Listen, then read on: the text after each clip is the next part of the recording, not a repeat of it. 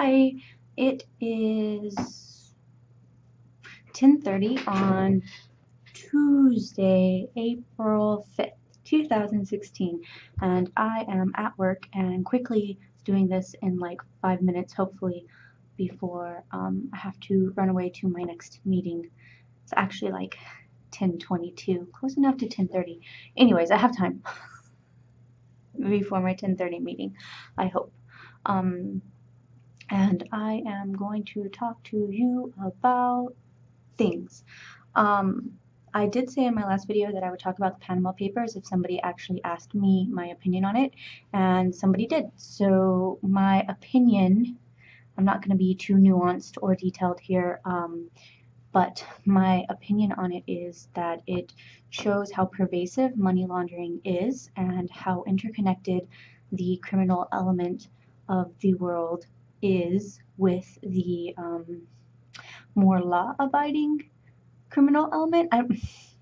Okay, so there's all sorts of horrible, bad people who made their money by being criminals and, you know, drug money and murdering people and all that bad stuff. And then there's also people who made their money just by being skeezy rich people, right? Like taking advantage of hedge funds and people investing their money and just kind of like being kind of creepy and slimy, but in a less creepy, slimy way than your hardened criminal. Like they didn't kill anyone, they just, you know, invested in something that they knew would fall through and then made money off of everybody else investing under them with the belief that the investment was sound.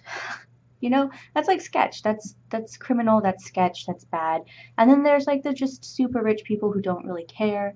Maybe their parents or grandparents were the ones who were skeezy and earned their money in less reputable ways, and then they just inherited it and they're just maintaining their wealth at this point. They were raised with privilege and they're just maintaining their wealth the way that they know how, which is to engage a lawyer to set up a shell corporation so they can buy waterfront property in South Florida. So there's like layers of ick going on there, and I feel like what's getting the most attention is, of course, the big name, oh, Vladimir Putin, or oh, the who was that, president of Finland or whatever. Like those are the people who are getting called out the most, is like these politicians. But really, I think the most scary aspect of it is how enmeshed the criminal element, the what you would consider the least desirable well-off citizens of countries who are under prostitution. I just said persecution and prostitution, and what I meant was, it's a P word. It means prosecution? I can't remember how to speak English. I've forgotten all my words. It's just... Anyways, their country is charging them for their crimes, and they are funneling their ill-gotten gains into, as I said previously, waterfront property in Florida. And that's just okay. Like, I've read this whole article about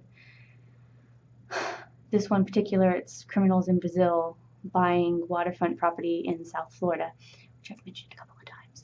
And what they did is from Brazil, they'd contact a lawyer in Florida, and that lawyer in Florida would contact this company in Panama, and the company in Panama would set up a shell corporation in the British Isles to then buy the property in Florida. So it's just, it shows how interconnected our worlds are. If you want to launder money in Brazil, you don't have to go buy a bar in Brazil and pretend like your profits are coming there. You can just contact somebody in Florida and they'll make it all happen magic for you, and you don't even have to leave your home country. It's just kind of terrifying. And also think of all of the money and built-in infrastructure surrounding that system. How many jobs is that supporting? How many people are profiting it's ingrained in our culture. It's enmeshed, and you're not going to be able to ferret all of that out. Even if somebody goes over these papers with a fine-tooth comb, you're not going to be able to root anybody out. And also, the main people who are involved here, the ones whose documents leaked, they technically didn't do anything illegal at all. Like, they're like, sure, everything in there we did. We own it.